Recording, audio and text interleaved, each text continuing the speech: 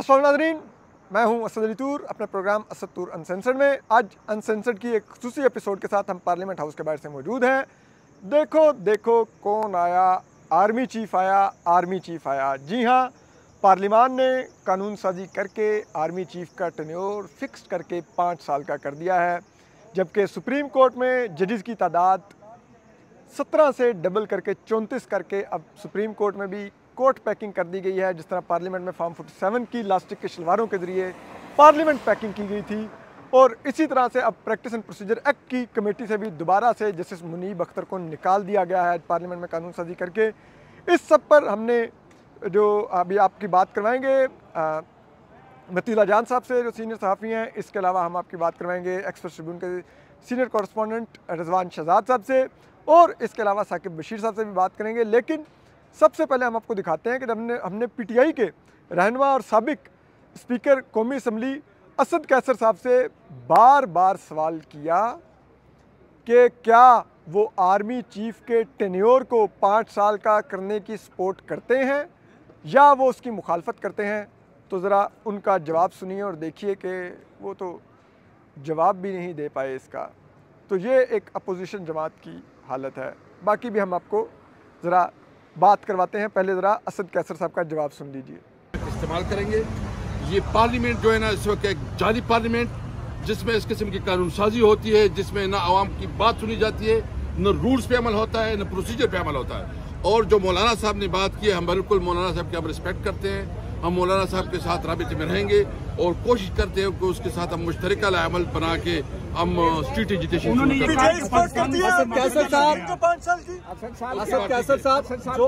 Chief की extension का जो कानून है इसको चैलेंज करेंगे आप अदालतों में। देखो, मैंने अभी कहा है कि जो आज हमारी पॉलिटिकल कमेटी की मीटिंग होगी उस पर डिसीजन होगा, लेकिन एक बात बिल्कुल क्लियर है कि जो कानून साजी जिस तरीके से हुई है इसके खिलाफ अब एक रास्ता है, आवाम को निकालना है। यानी तरीकाकार गलत है, आप समझते हैं तरीकाकार गलत है। वो तो मौलाना साहब 5 साल का टेन्योर सपोर्ट करते हैं आर्मी चीफ। मौलाना साहब के साथ मशावरत करेंगे इंशाल्लाह। पीटीआई 5 साल का टेन्योर सपोर्ट करती है।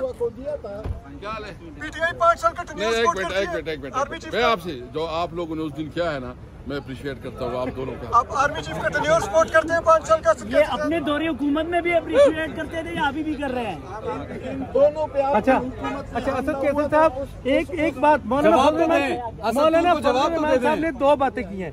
एक तो उन्होंने कहा है कि माजी में भी आर्मी चीफ की तौसीह होती रही है मुद्दत मुलाजमत में, ये कोई नई बात नहीं है। लेकिन आप क्या कहते हैं कि ये जो कानून साजी है इसमें मौलाना फजल रहमान का मौक़िफ़ दुरुस्त है? बिल्कुल उसका मौक़िफ़ दुरुस्त है। हम इसके साथ राबिता भी करेंगे और हम इंशाल्लाह जॉइंट स्ट्रेटेजी बनाएंगे।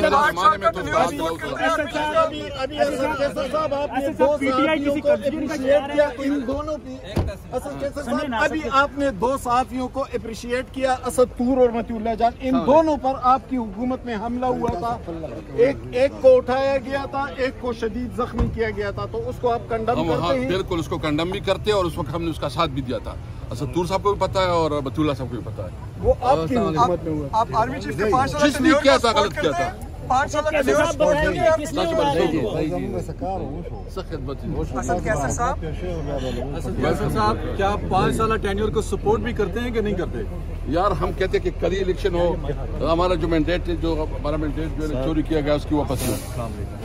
अच्छा नहीं, सवाल ये था कि क्या सपोर्ट करेंगे आर्मी चीफ 5 साल मुद्दत मुलाजमत में? तो आज जो देखिए, मैं बताया मैं इंडिविजुअल तो अभी बात नहीं कर सकता, पार्टी इस पर रिस्पॉन्ड करेंगे। तो मतलब ये हालात हैं जिस पार्लियामान के, वहाँ पर अब एक कानून साजी हो चुकी है। ठीक है, आर्मी चीफ के ओहदे को 5 साल की टेन्योर पोस्ट कर दिया गया है, पहले ये 3 साल की थी। यानी कि और इसके अलावा सिर्फ यहाँ पे नहीं छेड़छाड़ की गई, जो सुप्रीम कोर्ट के जजेस की तादाद है वो भी थोक के हिसाब से कर दी गई है। ठीक है, यानी कि अब जजेस भी दाल जूतियों में बटेगी। 17 जजेस हैं सुप्रीम कोर्ट के, तादाद डबल करके 34 कर दी गई है। ठीक है, यानी कि आप अंदाज़ा कीजिए अब इसके बाद आप कह सकते हैं, ठीक है, कि लाइक अब थोक के हिसाब से जजेस होंगे। अब क्या लायर्स मूवमेंट चलनी है? अब तो तमाम बड़े बड़े वकला अपनी सीवियाँ लेकर फिर रहे होंगे कि हमें सुप्रीम कोर्ट का जज लगाओ। हाई कोर्ट के जजेस की तादाद 9 से बढ़ा के 12 कर दी गई इस्लामाबाद हाई कोर्ट के। ठीक है, तो यानी कि अब ये साबित हो रहा है कि आप एक रिग्ड इलेक्शन से एक चोरी शुदा इलेक्शन की एक पार्लियामेंट वजूद में लाएं, उसमें अपनी मर्ज़ी के लोगों को फॉर्म 47 की लास्टिक की शलवारें पहनाएं और फिर आप अपने जिसे कहते हैं मर्ज़ी की उनसे कानून साजियाँ करवाएं, अपने सब कुछ करवाएं, क्योंकि वो विल ऑफ द पीपल के नुमाइंदा नहीं है, वो विल ऑफ इंडिविजुअल्स के नुमाइंदा हैं, वो विल ऑफ इंस्टीट्यूशन के नुमाइंदा हैं। तो फिर तो वो इसी किस्म की ही कानून साजियाँ करेंगे जो वो कर रहे हैं। और इसी किस्म की कानून साजी करते हुए अब अगर आप देखा जाए तो army chief general Asim Munir साहब ने वैसे तो नवंबर 2025 में अगले साल रिटायर होना था, लेकिन अब इसके बाद अब उनकी रिटायरमेंट की डेट नवंबर 2027 में आएगी और फिर आपको मालूम है फरवरी 2028 में इलेक्शन होने होंगे, अगले आम इंतखाबात, नई कौमी असम्बली और सूबाई असम्बलियाँ वजूद में आनी होंगी। यानी कि शहबाज शरीफ साहब नवंबर में नया आर्मी चीफ अपॉइंट करके या इन्हीं आर्मी चीफ को एक और 5 साल एक्सटेंशन देकर घर जाएंगे। ठीक है, ये आर्मी चीफ से ज़्यादा ऐसा लगता है मियाँ शहबाज शरीफ साहब ने अपनी टेन्योर पोस्ट फिक्स की है कि वो 5 साल रहे पूरे। ठीक है, और उनका इक़्तिदार को दवाम हासिल हो। लेकिन इसके बाद टेक्निकली जैसे कि army chief general Asim Munir साहब को अपॉइंट करके जो दीगर जनरल्स थे इस लिस्ट के अंदर 6 जनरल्स, उनको रेस से बाहर किया गया आर्मी चीफ की। अब इसी तरह से जो 6 जनरल्स अगले साल नवंबर में आर्मी चीफ की रेस में होते, टेक्निकली नून लीग ने या इस पार्लिमान ने या इस हुकूमत ने उनको नॉकआउट कर दिया है। वो सब अब नहीं होंगे अगली दफ़ा रेस में। शायद अब उनसे भी कोई जूनियर जनरल्स होंगे जो शायद 2027 नवंबर में रेस में आएंगे। इसके अलावा अगर आप इसका एक और असर देखें आज की कानून साजी का, हम आपको बताते हैं अंदर पार्लियामान में आज क्या माहौल था और क्या शोर मचा कि अब सुप्रीम कोर्ट के जजेस की तादाद 34 कर दी गई है।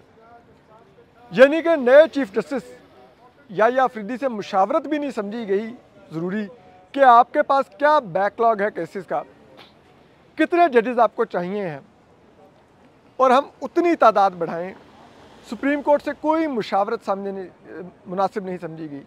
तो अगर हालात यही हैं, अगर इस तरह की सुप्रीम कोर्ट का चीफ जस्टिस बनना है या अफरीदी साहब ने, तो मतलब आप उनके लिए ज़रूर एक दुआ ज़रूर कीजिए कि अल्लाह उनको इस्तकामत दे कि वो अगर ये सब कुछ इस सुप्रीम कोर्ट को वो रूल करने जा रहे हैं और इसकी सरबराही वो करने जा रहे हैं।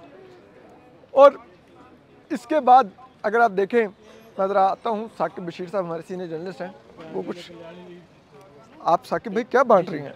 ये जो बिल अभी आज मंजूर हुआ है ना, एक सेकंड ठहरिए, उनकी कॉपीज़ जो है वो निकाल के पढ़ना चाह रहे हैं कि इसमें एक्चुअली है क्या। ठीक है, क्योंकि वो असल में जो पॉइंट्स हैं वो इसको पढ़ने के बाद ही पता चलेंगे कि क्या क्या जो है वो एक्चुअली किया गया है।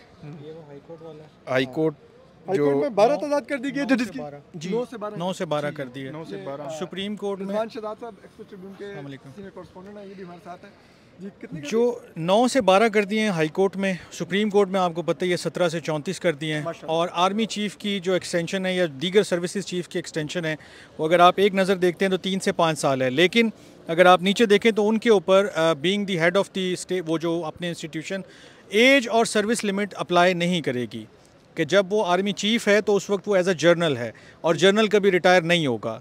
ये आपने सुना होगा जुमला सुप्रीम कोर्ट में, जी जी, जब जनरल बाजवा का केस था। तो अब ये उसमें हिस्सा बना दिया गया। आप इसको पढ़ेंगे तो मैं आपके साथ पढ़ भी देता हूँ, बल्कि आर्मी एक्ट में जो अमेंडमेंट हुई है, रिटायरमेंट एज 8C है इसका section, and service limits of the chief of army staff.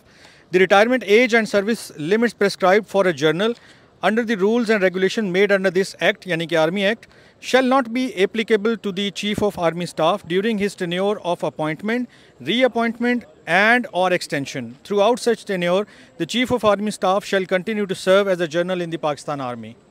So अगर ये मैंने वैसे लॉ मिनिस्टर से पूछा, मैंने कहा सर ये तो इंप्रेशन आ रहा है कि वो लाइफ टाइम आपने एक्सटेंशन दे दिया। उन्होंने कहा यार मेरा सब्जेक्ट नहीं है, you may ask defence minister Khawaja Asif साहब।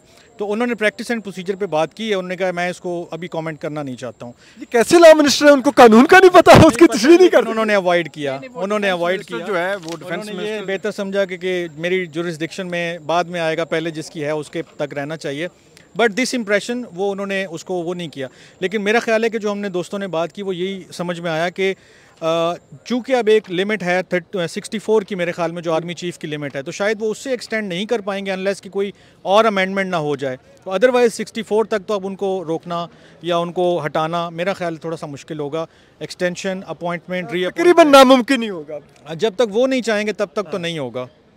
With the player of army chief himself कि अगर वो चाहेंगे कि मैं रिटायर होकर घर जाना चाह रहा हूँ, अब मैं सिर्फ गोल्फ खेलना चाहता हूँ। हमारे एक दोस्त ने लफ्ज़ इस्तेमाल किया, उन्होंने कहा जब तक वो खुद सुबकदोश ना होना चाहें तब तक वो कंटिन्यू कर सकते हैं। Because when you make something in the law, जब आप बना देते हैं उसको एज पार्ट ऑफ लॉ, तो फिर आपका मेरा एतराज़ बनता भी नहीं है। क्योंकि ये हाउस जो है, जो यहाँ लोग बैठे हैं, वो लोगों ने इलेक्ट करके भेजे हैं इसी काम के लिए कि जी आप लेजिस्लेशन करें जाके।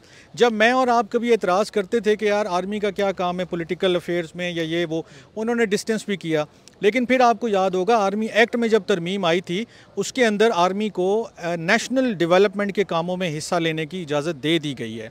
तो अब मैं और आप एतराज़ नहीं कर सकते हैं क्योंकि लॉ का जब हिस्सा बन जाता है तो ये मसले मसाइल फिर आ जाते हैं। उससे पहले हमारी कोई तनकीद थी भी तो वो वैलिड थी, लेकिन अब वो जब ये रास्ते बना लेते हैं कि यार इतने टाइम तक आर्मी चीफ रह सकता है, चाहे ये जो वर्डिंग है, ये जो पहला ड्राफ्ट आया था 26वीं यानी तरमीम का, उसमें ये अल्फाज मौजूद थे अपॉइंटमेंट, रीअपॉइंटमेंट और एंड एक्सटेंशन। तो ये उसी से जो बच गया था वो अब इसी तरह दूसरे जो वो एक्ट्स में तरमीम कर दिया गया उस वक्त, क्योंकि फौरी तौर पर ज़रूरी था कि चीफ जस्टिस ना बन सकें मंसूर अली शाह साहब, तो 26वीं तरमीम को ज़रूरी समझा गया और कहा गया कि जो बचा कुछ एजेंडा होगा वो हम पूरा करवा लें। देख लें कि आर्मी एक्ट में भी तरमीम हो गई, फिर ATA की भी तरमीम तैयार है, उसमें 3 महीने के लिए जो भी आपको इख्तियारात हैं, ये सनसेट क्लॉज है उसको रिवाइव कर रहे हैं। इसी तरह और भी प्रैक्टिस एंड प्रोसीजर एक्ट में भी तरमीम होगी, जजेस की तादाद भी बढ़ गई। तो whatever was required has been done, और उसमें अब कोई वो नहीं है। अगर कोई इस तरह का और मसला आएगा वो भी सॉल्व हो जाएगा। हाँ नहीं इंशाल्लाह पूरा मुल्क अब ग्रीन इनिशिएटिव में है, पूरा मुल्क अब हरा भरा सब ठीक है। नासा के रॉकेट पे बैठ के अब यकीनन आपको उम्मीद तो होगी कि अब जाएगा वो जिसे कहते हैं अमेरिका को पीछे छोड़ते हुए हम मतलब बहुत ही आगे निकल। यार हमारी असल में ना अगर किसी से मुकाबला होता तो बहुत खुशी होती, अगर हम किसी से कम्पीट कर रहे होते किसी भी मैदान में तो ज़्यादा खुशी होती। हम आपस में जो कंपटीशन लगा के बैठे हैं ना कि आई कैन सर्व बेटर, हम इस रेस से बाहर नहीं आ रहे हैं।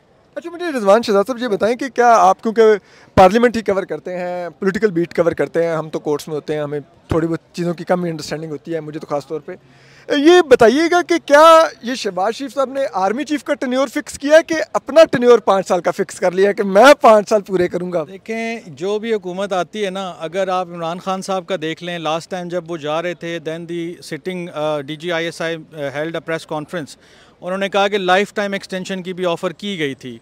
सो एवरी प्राइम मिनिस्टर और एवरी रूलिंग पार्टी और रूलिंग कोलिशन वो जब आते हैं तो पहली डिज़ायर तो ये होती है कि 1 साल 2 साल सर्वाइव किया जाए, निकाले जाएं। फिर उसके बाद यही डिज़ायर होती है कि किसी तरह यार हमारा जो अगला टर्म है ना वो सीधा हो जाए। तो अब उसके लिए कुछ भी करना पड़ेगा आपको, उसके लिए आपको स्पेस छोड़नी भी पड़ती है, देनी भी पड़ती है, गिव एंड टेक करना पड़ता है। So I won't blame one person, I blame the whole system कि जिसमें ये एक ही रास्ता बचा हुआ है जिसको आपने फॉलो करना है। जब आप इस रास्ते का कोई अल्टरनेट बनाएंगे तो आपके पास कोई और ऑप्शन आएगा ना। जब रास्ता ही नहीं है, आपने एक ही सिमत में जाना है, तो अब आप उसमें इमरान खान हो, शहबाज शरीफ हो, उसमें नवाज शरीफ हो, उसमें कोई भी हो, सब ने यही रास्ता चूज़ करना है। सबको पता है सेंटर ऑफ ग्रेविटी कहाँ पर है, ग्रेविटी है पावर का सेंटर ऑफ ग्रेविटी कहाँ पर है। Yes yes of course. और अब अगर देखा जाए तो अगर मुझे आप मेरी तस्दीक कीजिएगा कि साकिब मेरा इंतजार हाँ बस मैं लास्ट क्वेश्चन में भी ठीक है, नहीं मैंने भी साकिब भाई को भी अभी ज़िबा करना है। अच्छा लाइक वो नवंबर 2027 में अब आर्मी चीफ रिटायर हो रहे होंगे और फरवरी 2028 में या आप कह लें कि मई 2028 में अगला इलेक्शन होगा, ठीक है, अगर पार्लियामेंट ने अपनी मुद्दत पूरी की तो मियाँ शहबाज शरीफ साहब यानी कि नया आर्मी चीफ अपॉइंट करेंगे और उसके बाद इलेक्शन में जाएंगे या इन्हीं को एक और 5 साल की या पता नहीं क्या करेंगे? अब ये इंटरप्रिटेशन अभी बाकी है, वही साकिब वाली बात कि अभी इसको पढ़ेंगे, देखेंगे, इसके ऊपर बहस होगी। हो सकता है कि ये जो 3 लफ्ज़ लिखे गए इनकी कोई ख़ास पीछे बैकग्राउंड भी होता है, हर लफ्ज़ का एक बैकग्राउंड है। जब आप लिख रहे हैं अपॉइंटमेंट, री अपॉइंटमेंट एंड और एक्सटेंशन, तो ये, और उसके बाद आप रिटायरमेंट एज भी आर्मी चीफ़ के ऊपर ख़त्म हो गई ना। अब एक मिसाल है कि इस जो मेरे हाथ में सफ़ा है उसमें लिखा हुआ है कि आपको कोई वो नहीं है, कदगन नहीं है। तो अब उसके बाद फिर इसकी इंटरप्रिटेशन कैसे होती है, कौन इसको कैसे परसीव करता है, कौन इसमें से क्या नुक्ताचीनी करता है, और आइंदा दिनों में क्या वो जो रिटायरमेंट एज है उसको भी अगर ख़त्म कर दिया जाए, आगे बढ़ा दिया जाए, कोई कॉन्स्टिट्यूशनल कवर दे दिया जाए, तो वो तो चीज़ें बदलती रहेंगी। ये इस हाउस में ये सबसे बड़ा जो काम होता है वो यही होता है कि नामुमकिनात को मुमकिन बनाया जाए और उसके लिए कोई भी रास्ता इख्तियार किया जाए। इनको मुमकिनात बना के मोड़ा जाए, अगर विल ऑफ द पीपल नहीं तो कम से कम विल ऑफ इंस्टीट्यूशन के लिए। आई वुड बिट मतलब डिसएग्री अ बिट, क्योंकि देखें हर कोई बंदा अपने मफादात को भी सामने रखता है। हम एक चीज़ को ब्लेम तो कर सकते हैं और करते भी हैं, लेकिन जो लोग यहाँ बैठे हैं उनके भी वेस्टेड इंटरेस्ट हैं, जो लोग कहीं और बैठे हैं उनके भी होंगे। तो गिव एंड टेक है ये, मैं इसको गिव एंड टेक के तौर पे लेता हूँ। आप कह रहे हैं इसको हम इदारे से पार्लियामेंट का गिव एंड टेक समझे? बट देखें ना, एस्टैब्लिशमेंट इस मुल्क में जो पावर ऑफ जो मतलब वो कहते हैं ना कि जो सबसे ज़्यादा मजबूत है वो आर्मी है या इस्टेब्लिशमेंट है, जो सारे मुल्क में उनका एक ग्रिप है ना। अब ये हाउस या इसके अंदर बैठे लोग, चाहे वो अपोजिशन बेंचेस पे हैं चाहे वो ट्रेजरी बेंचेस पे हैं, इनकी जो प्राइम जो एक रेस है वो क्या है कि आप मेरे जो है वो साथ मिल जाएं या मैं आपको अच्छा सर्व कर सकता हूँ। When you come out of this mindset, only then you can think about something else. तो जब आप इस mindset से बाहर आएंगे तो फिर की बातें हैं ये तो मतलब अभी तो जो हो रहा है वो तो यही है कि यार मैं किसी तरह असद तूर को काबू कर लूँ, काबू वो तूर कह रहा है मैं कर लूँ रिजवान को, तो अभी तो ये जंग चल रही है हमारी। ठीक है रिजवान, बहुत शुक्रिया। सीनियर कॉरेस्पॉन्डेंट हैं एक्सप्रेस ट्रिब्यून के, रिजवान साहब हमारे साथ थे। तो मैच दिलचस्प मरहले में है, लेकिन अभी हम आपको और भी बताते हैं कि इस कानून में क्या क्या जिसे कहते हैं आज कानून साजियाँ हुई हैं। तो उनमें एक कानून साजी ये भी है कि आज प्रैक्टिस एंड प्रोसीजर एक्ट में एक और अमेंडमेंट ला के और अब जस्टिस मुनीब अख्तर को दोबारा से उससे निकाल दिया गया है प्रैक्टिस एंड प्रोसीजर एक्ट की कमेटी से। वो कैसे निकाला गया ये भी सुन लीजिए। अब प्रैक्टिस एंड प्रोसीजर एक्ट में जो आज तरमीम की गई है, कौमी असम्बली से जो पास की गई है और सेनेट से भी, जो कि अब आज शाम तक वो भी उम्मीद है गजट नोटिफिकेशन आ जाएगा, बहुत जल्दी होगी, वो ये है कि प्रैक्टिस एंड प्रोसीजर एक्ट की कमेटी 3 जजेस पर ही मुश्तमिल होगी। लेकिन उसमें चीफ जस्टिस एक मेंबर होंगे, दूसरे मेंबर होंगे सीनियर प्यूनर जज यानी कि जस्टिस मंसूर अली शाह, और तीसरा जज वो होगा जो आईनी बेंच का सरबराह होगा। ठीक है, यानी कि कल जब जुडिशल कमीशन ऑफ पाकिस्तान में आईनी बेंच का जो सरबराह तय होगा, जिसके लिए हुकूमत कोशां है कि जैसे अमीनुद्दीन खान को बनाया जाए, राना सनाउल्लाह साहब खुलेआम मांग रहे हैं कि हमें अमीनुद्दीन खान चाहिए। ठीक है, तो हमें अमीन दो, सादिक चाहे ना दो, अमीन दे दो हमें। तो इसका मतलब है कि अब ये भी कर दिया गया है। फिर सुप्रीम कोर्ट के जो जजेस की तादाद है वो भी अगर आप देखें तो वो बढ़ा के अब 17 से 34 कर दी गई है, यानी कि जस्टिस याहिया अफरीदी को आउट नंबर कर दिया गया है। ठीक है, अब ये अपनी मर्ज़ी के जजेस स्टफिंग करेंगे, कोर्ट पैकिंग करेंगे अब। ठीक है, और ये इसलिए होगा, ये वही वर्ड है जो जस्टिस मकबूल बाकिर यूज़ किया करते थे, कोर्ट पैकिंग का। और अब इस्लामाबाद हाई कोर्ट में भी जजेस की तादाद 9 से 12 कर दी जाएगी। ठीक है, और अब हमारे बड़े बड़े वकला रहनुमा सीवियाँ लेके फिर रहे होंगे कि हमें सुप्रीम कोर्ट का जज लगवा दो, हाई कोर्ट का जज लगवा दो। अब आप कहेंगे कि सुप्रीम कोर्ट में डायरेक्ट तो नहीं, हाई कोर्ट से एलिवेट होकर जा जाता है। जी नहीं, कानून आपको इजाज़त देता है कि आप सुप्रीम कोर्ट में डायरेक्ट भी जज लग सकते हैं। ठीक है, आपका एक सर्टन तजर्बा होना चाहिए बतौर वकील का, वकालत का, और उसके बाद आप क्वालिफाइड हैं सुप्रीम कोर्ट में जज लगने के। ठीक है, तो 34 का मतलब है फिर अब तमाम सियासी जमातें अपनी अपनी मर्ज़ी के ढूंढ रही होंगी बंदे जिनको वो जज लगाना चाहें। जैसा कि माजी में मतीउल्लाह जान साहब आ रहे हैं, ज़रा मतीउल्लाह जान साहब से भी बात करते हैं। मती भाई, मैंने कहा ज़रा आपका भी ज़रा थोड़ा वक्त लें तो आप ज़रा बताएंगे, एक मिनट ज़रा माइक दूसरा ऑन कर लूँ ताकि मैं और आप ज़रा खड़े होकर बात कर सकें। तो मतीउल्लाह जान साहब हमारे साथ मौजूद हैं, इनसे भी ज़रा ये जो अमेंडमेंट्स आई हैं। मती भाई आपने अब, thank you very much, thank you. तो आपने अमेंडमेंट्स पढ़ ली होंगी, ये बताइए। हाँ सुन भी ली हैं, ठीक है, आपने तो सारी देखी भी हैं। ये जो सुप्रीम कोर्ट में और हाई कोर्ट में जजेस की तादाद बढ़ाई गई है, इस पर आप क्या कहेंगे? अब क्या, वैसे तो मुझे तो लगता है 26वीं आईनी तरमीम के बाद सुप्रीम कोर्ट हमारी इंडिपेंडेंट नहीं रही, यूएन भी ये कह रहा है, सिर्फ मैं नहीं कह रहा।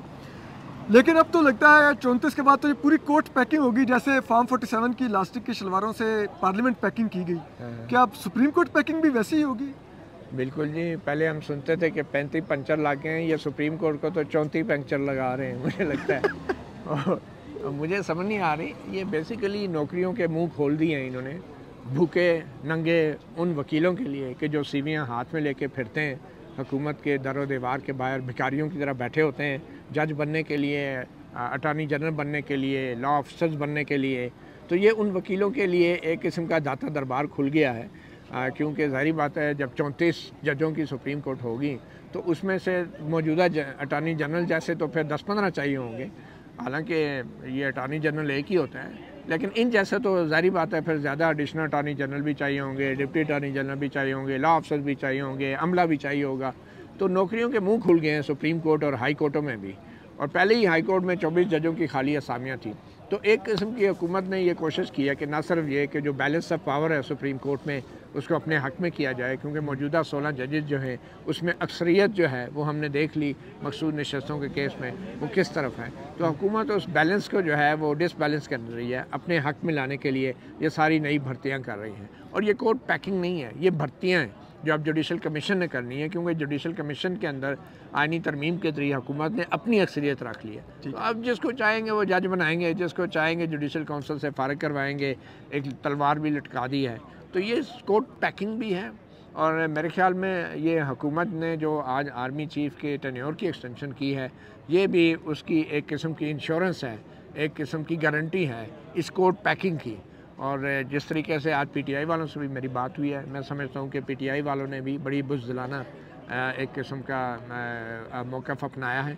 जिस पीटीआई वाले से बात करो कहते हैं जी हमें तो पता ही नहीं चला वो आर्मी चीफ़ वाला एक्ट पास हो गया, तरमीम वाला।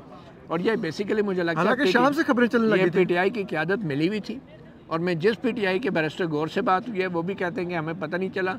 और दूसरे जो मैं पीटीआई के मैनेजर से बात कर रहा हूँ वो कहते हैं बैरिस्टर गौर ने हमें पार्लिमानी पार्टी में इस आर्मी एक्ट में तरमीम के बारे में बताया था और फिर ये नहीं बताया कि इसकी मुखालफत करनी है या नहीं करनी। ये तो हाल है अपोजिशन का। तो गवर्नमेंट तो आपको पता है वो पहले ही किस तरफ जा रही है। असद कैसर साहब के हम आपको टॉक सुनवा चुके हैं, उनसे बार बार सवाल किया गया कि आप आर्मी चीफ की 5 साल टेन्योर फिक्स करने को सपोर्ट करते हैं, उन्होंने नहीं जवाब दिया, आप सुन चुके हैं। और उन्होंने कहा कि जी वो जिसे कहते हैं पार्टी इसको रिस्पॉन्ड करेगी। लेकिन एक आप इस सवाल का जवाब नहीं दे सकते, इतना आर्मी चीफ के बारे में सवाल अगर आ जाए तो हमारे यहाँ पे लोगों की ये हालत हो जाती है।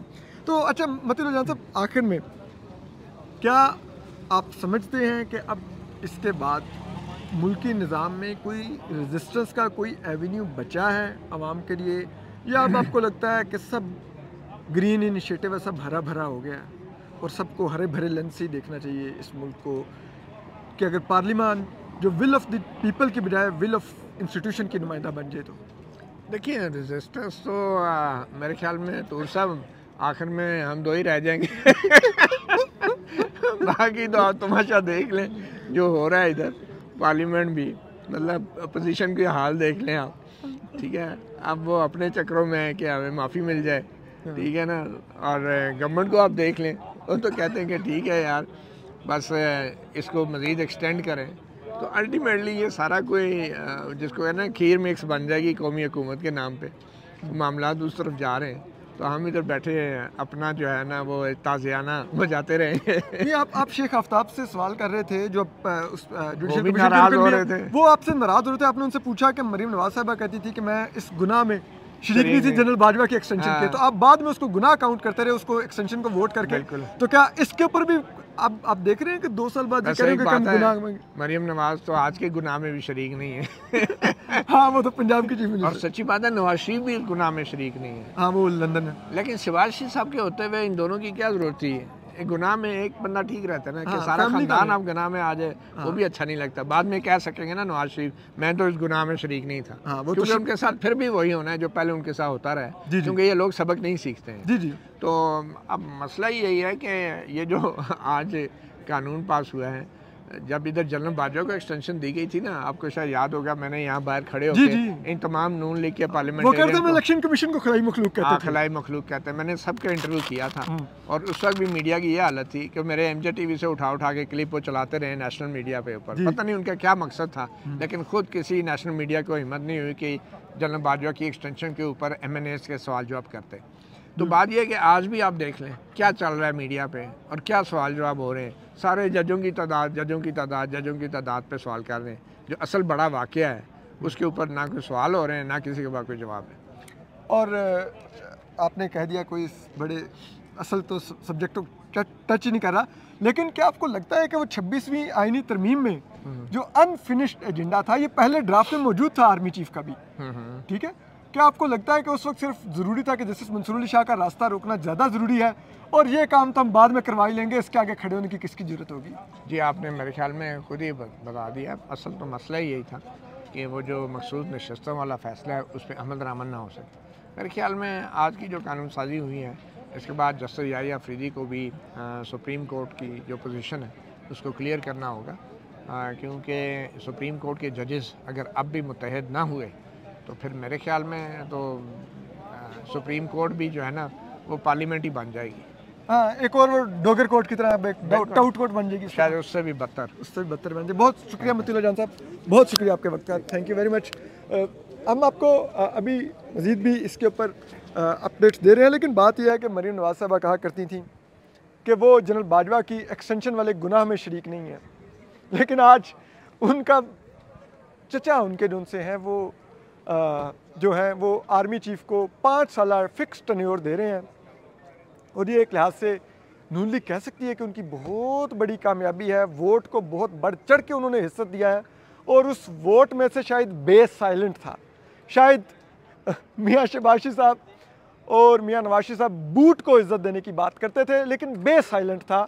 ये हमारे दोस्त मुस्तफ़ा चौधरी, मुर्तज़ा चौधरी जो खालिद भट्ट बनते हैं और फैसल चौधरी ने दरियाफ्त कर लिया था 2019 में ही कि नून लीग का असल नारा बूट को इज्जत दो का था, लेकिन बेस साइलेंट था।